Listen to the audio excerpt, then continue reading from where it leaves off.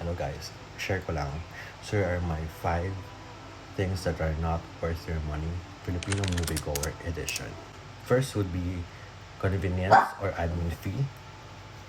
Tumatawal na aso. First would be convenience or admin fee. So nag-range siya from 10 to 25 pesos depende sa kung saan kayo manonood ng sine.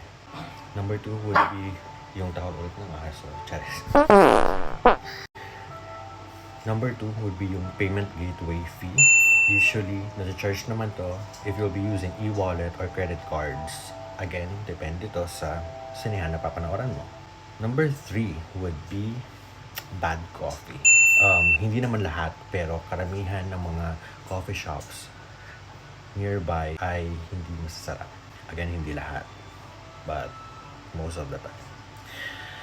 Number 4 would be amusement tax. What do you mean that I have to pay for an amusement tax because I'm going to watch a film? Does that mean na marirefund ko ba yung amusement tax yun kapag hindi naman ako na-amuse? Charot. Amusement tax? Why? 5, and pinaka hindi ko talaga gusto would be yung mga free food and drinks pag manonood ka ng sine. Kasi sa totoo lang, hindi naman talaga siya free food and drinks dahil naka-baked in naman na talaga yung cost nun sa movie ticket. These are not free food and beverage. I would probably just call it a mandatory food bundle that comes with your movie ticket. That's it. So yun lang, share ko lang.